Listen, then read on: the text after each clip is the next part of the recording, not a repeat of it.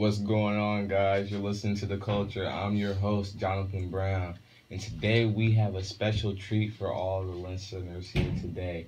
Today I have three special guests here representing the 513 area. In our area, Walnut Hills High School, we have three of the leading captains for our Walnut Hills football team. We have Calab Diersing, we got DeAriss Hope, we got Jowon Briggs, committed to University of Virginia. How you guys feeling today? I'm good. How are you? Yeah, I feel good too. I know the weather is kind of rainy, so you guys ready to get this started? Yeah. Of course, man. Let's go. So here with the Walnut Hills football team, I know you guys are off to a slow start so far, 1-3. How do you feel your expectations for the season are going so far? Take it, D.O. We still feel confident in ourselves, 1-3, that's only a representation of what's happening right now, but in the long run, we'll come through and we'll rise to the top as expected. Just to add on to what DeAriss said, that record is, I'm sure you hear this from multiple different teams and multiple different sports, but that record honestly isn't a good representation of the work we've been putting in throughout the off season. This obviously isn't the same Walnut. We're trying to go through a whole culture change here. We're trying to wipe the slate, and obviously there's going to be some pushback, some possible tension between the old and the new. But dealing with all that, I'm sure we're just going to come out stronger once it's all over with. Kayla, you said tension between teammates. Can you explain on that? It's hard to make a culture change in the whole team. Not everybody wants to follow along with everybody else. So the process is just getting everybody on the same page and focusing on one goal. And that's to win games. Exactly. Now, I know you guys said you guys have gone through a lot of cultural changes, and I know from representation how it's been. So let me just hear your side of the story, how it's been to go through so many coaches, because I know starting from 8th grade, freshman year, sophomore year, now we're to a new coach in the second year, Coach Beauchamp. So can you tell me about that coaching change? As far as coaching change goes, a big thing for us is, like you said, we've had 3 different coaches our 3 years playing varsity football. This is our first year having a coach that's continuing from last year. And I'm sure the culture that change thing is as hard as it is on us as it is on him. He's still struggling with that. Even though he's a great coach and everything, that's like throwing a rock in everybody's plan. So, he's focusing on trying to make a varsity football team, a winning varsity football program. And, the culture thing is, throwing a rock into it. So we got to get past that, and then everything will be clean. Do you guys feel, with him being in school now, that kind of just brings the culture together as a unity, as a team, now that you see him throughout the day? Because I know he used to work at Mount Healthy, so having him inside the school, seeing him every day, and seeing other coaches as well, because I know other coaches work within the school, does that make you guys feel more connected, closer? Yeah, for sure. Seeing our coaches every day reminds us, the type of family. Yeah, they're there with us. And it reminds us that at the end of the day, we need to be the closest team in America. And seeing our coaches there with us just reminds us of that, Yeah. Well, that's good to hear from you, side of the story about coaches. Let's let the audience get to know who you are. So, Jowon Briggs. We're here with Jowon Briggs. Jowon, 4-star American athlete. How does it feel to be a 4-star athlete and nationally ranked? How does that feel? Honestly, to be honest, it doesn't really. The feeling is okay, I'm a 4-star or whatever. But honestly, that's kind of besides the point for me. I'm really focused on growth and development. So being a 4-star in high school is cool and all, but really I need to be reaching towards being NFL caliber, and that's what I should be reaching towards right now. So that way, in my step to that, I'll be at pretty good in college, or I'll be pretty good my first year out. I'll be pretty good this year. It's all about continual growth for me. And even another thing, I'm not really focused on rankings or anything, because the one thing I'm focused on most is trying to leave this school on a good note, like I'm sure the most of the seniors are. we gotta change this culture before we get up out of here. So, what made you want to decide to commit to University of Virginia? Oh, they're one of the number one. They're one of the number one ranked public schools in the country. It's all about education. You know, you graduate from some places, and that degree is like a golden ticket to any place. And you got to think. I mean, obviously, football doesn't last forever. If I get hurt, like fourth year senior, I can finish up, graduate, end up making darn near six figures on my first day out. Now, Jowon isn't the only one with a few offers in his plate. We have DeAriss. You had a couple offers from Mount St. Joseph. You also had from Thomas More College, correct? Caleb, you visited with UC. What can you guys tell me about that experience about getting these offers and going to schools and getting recruited by other college coaches? You want to start it off? It's a great feeling, no lie, but like as Jowon said, you know, it's still stepping stones that you have to take, and you still got to work to get to where you really want to be. Like he said, you know, I'm working to be a even greater athlete, regardless of what accomplishments I may have now, and just keep working. That's my mental right now. Mm-hmm. You enjoy the process because this only happens once, high school to college. It's a big step in what your future's going to be like. Now, I know, Caleb, you're transitioning from actual in-school to digital. And so what's that aspect of life changing for you now that you're focusing 100% on getting to that next level in college? I switched from regular school to digital for football, so I can focus on class more, get more work done, get the GPA up, specifically just so I can go to college, a good college. Now, back to Jowon. I know that you said education comes first and you chose University of Virginia because of their education. What do you guys see yourself majoring in college as a background? Would you even call this a backup plan? Because, you know, in NCAA, they focus strictly on their athletes, and, you know, the whole story is about athletes getting paid under, coaches making more money, the schools making a lot of money. So how does that feel to have to say that you can go to college, not just for football, but for education? I mean, for me, that's definitely a big thing. I never wanted to fall into any stereotype of, like, the big athlete guy who goes to a big college and becomes, like, an athlete in every aspect. I wanted to be, like, always from, like, even from a child, I always wanted to be a well-rounded individual. Just to be, like, I don't know, I always wanted to represent something good in life, which is what I thought was good, being all right at pretty much everything. So I tried everything. I tried academics, I tried football, I tried multiple different sports. I tried helping, I tried reaching out to people. I tried, you know, basically squeezing out all the juice I have in my personality and seeing what it'll get me.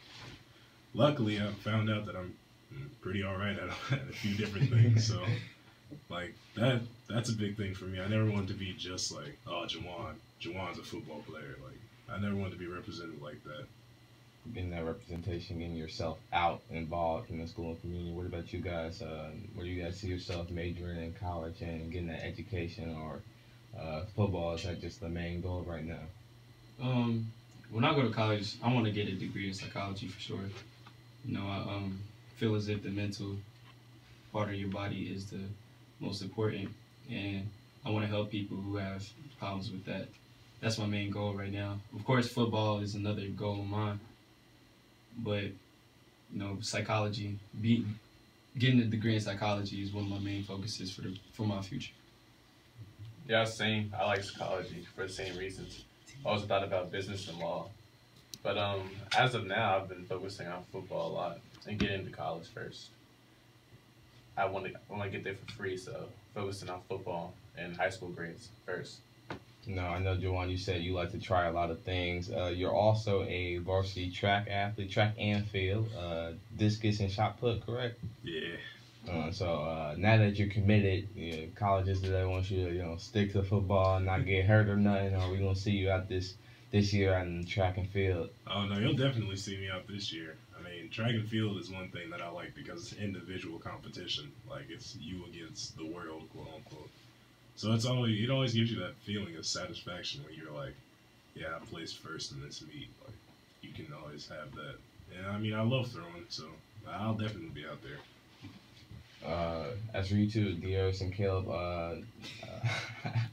what other aspects can we see you guys doing, getting involved in the community after the season is over? I'm a member of Walnut Hills Choir. I was with Jowon, the senior ensemble at Walnut Hills High School, so I'll be focusing a lot more on that. I'm also part of men's ensemble, which is another choir at Walnut Hills, and yeah, just focusing on the choir because it'll be my last year doing it in high school and making the most out of it, you know. Yeah, I've always been a part of a lot of sports other than football. I played basketball, baseball. I plan on getting more involved in a lot of different clubs and sports. Now I know, Caleb, you're a baseball player as well. Playing baseball in the summer during two-a-days, during training camps. How's that balance in between? Because you're focusing more on football, but you have that love for baseball on the side. How does that balance? Yeah, actually, last year was the first year I stopped playing baseball to focus on football. It was getting in the way of football. I didn't want to get injured at baseball and that interfere with football. So lately, I've just been focusing on football. But this being my senior year, I want to get involved in a lot more and get different experience. That's good. That's good. So you guys could consider yourself multi-sport athletes, correct? Yeah. Yeah. Jared, you said you're a singer. What you be singing? What you be singing in choir? Just a little example. I saw. Wasn't he just singing? Wasn't he just singing for us? I think you were. I was. What's the song? I don't even know. I'm a bass. Look, he's forgetting the song already. You want me to sing for real? All right. What you got? What you got, DeAriss? Let me see. It was a face. Come on. It's some sunrise in those brown eyes, yeah. The sunshine of my life is when we make up and when we make love, yes. I don't know the words to this song. Yeah. You're the coffee. Oh, yeah. Yeah. All right, DeAriss, the singer and the old lineman, correct? Yeah. Yep. Could you guys see yourself playing any other position than the position you're playing now? Jowon, you're a D tackle, correct? Yeah. DeAriss, offensive line, and then Caleb, DN. Can you guys see yourself playing any other position? I mean, I think I could play some O-line. I really enjoy playing center. But, I'm recruited as a D tackle, so. I could see myself on the other side too, playing the 4D line spots. Maybe a little bit of middle backer, but that might be a stretch. Yeah, I can think of myself as a versatile player. I feel like I can go anywhere, and I could succeed pretty well. How about anything? Quarterback. Of course, anything. Now I know since this tradition of Walnut, you guys are trying to put it back on the map, and I know Jowon, you've had a significant, that's the word I'm looking for, job in doing that as being a leader for the team as well. Can you tell me what it was like to come up from 8th grade, just being stuck with this tradition and trying to move up to create a better experience for those that were preparing for Walnut to fill in your shoes? I mean, for me, as like a 7th and 8th grader, like I was always thinking like, oh man, I never really thought much about like football being very important. But like as I got into high school, like I just got in freshman year, I started growing at the growth spurt. So I was like, maybe I should like get on my stuff, get on my grades, get on my books. And maybe this might take me maybe this might take me further. So like finally like 10th grade, we got our coach. I got my first high school coach. And then he really he was a person that instilled like the fact that I already knew that losing wasn't cool, But as like a 10th grader, like a 9th or 10th grader playing on Walnut Hills football team, Walnut Hills known for academics, I was like, I mean, really, like, I don't want to lose, but what's the use of changing it? Like, this is only high school. Like my coach in 10th grade, Coach Langhart, he was the person that really instilled in everybody the like will to win, and that was a big thing for the whole team. That was the first like real like culture shock. That was the first one. So like from that point on, I just really been more vocal about me wanting like what I want from the team, what I want out of a team, and obviously from a captain's perspective, you looking over on the whole team, you can see things that are happening. You can see the change that's like being enacted. So like, it's a big thing for me to try to be like a positive like, I don't know, positive like figure for the team to like look at and be like, oh, yeah, we want to win like he wants to win. Yeah, that's one of the hardest parts. Changing everything is learning how to be a leader for your whole team. Mm-hmm. Learning how to do the right thing all the time, 24/7. Because we never really had, like, I'm sure you know from when you were playing, like, we never really had, like, anyone to look up to. Yeah. No one to model ourselves after. So we're really the first class that really has a chance to instill that in Walnut Hills culture. I was talking to your coach, Coach Bochum. He said that this year you guys have grown more as a family, as a brotherhood. Not only because you see your coaches more often, but this year you have some sort of tradition to follow and get behind. I know this year you guys got some new equipment from alumni. I see you guys on field with the TVs and everything. So how does it feel that you guys are now in that stepping stone? Like I know you said, being that leader, you guys are captains now. But how does it feel for you guys that this is the legacy you're trying to leave behind for Walnut? It just pushes you more, seeing that your hard work is creating progress. So there's still a lot more work to get done, but we're getting there. And to see, like, I'm like, even in the school, like, you know, like, our brothers on the team, we got each other. Like, we know what we want. We see the progress. So, like, even, like, in school when there's people, like, you know how people are in school. Like, oh, y'all gonna lose, y'all gonna lose. It's cool to see, like, the alumni actually put, like, they want to push towards, like, they want to create a winning culture at Walnut too. So that for me, that gives even more drive. That, like, that makes me want to buy in more to what we're doing to, like, help change it. Because they're giving us money, like, they're helping raise money to, like, get us things that they think will help us win. And that means, like, a lot to us. Sure. I know, guys, in football, winning is everything. You guys are trying to get to the playoffs and everything. But how does it feel if this year you guys don't succeed as you did last year, or don't improve, but you guys win as a whole, as a team, as an individual? How would that your feelings toward the game or towards each other change, I should say? Our feelings, I think we still be that tight knit bond team. It's just, it's life. Sometimes some things don't go your way. You just gotta deal with it, But at the end of the day, we want to become the closest team in America. That's the end goal. And in that stepping stone, we could make it to the playoffs, and we still think we can. So as long as we're on the same page, of being that closest team in America, we can accomplish anything. Yeah, because of that fact that we're trying to be the closest team in America, hopefully after this season, if it doesn't go how we planned, like, those juniors got that chip on their shoulder, like, we got to make this up to our brothers. Like, that's another reason. That's another thing to motivate them to push harder. Like, we have to step in where they couldn't finish out. They finish it out for them. So I'm sure, like, even if this season right now doesn't end up how we wanted to, our brothers got us. Yeah, but losing's the last thing we have in our mind. We come into every game, no matter who we're going against, like, we're going to win. We always have a chance to win. You go in there thinking, maybe this, maybe that. You don't know what's going to happen. Just go in there ready to win. So this upcoming week, you guys have West Claremont, homecoming night. Alumni is also coming to the game. You will have former Walnut Hills athletes, students all coming to support you guys. How you guys feel for this game? Spotlight's going to be on you guys. Would you consider this part two? Because I remember we played them last year, right? Yeah. Yeah. So part two. It's a new school, new team. How you guys feeling? You ready for this?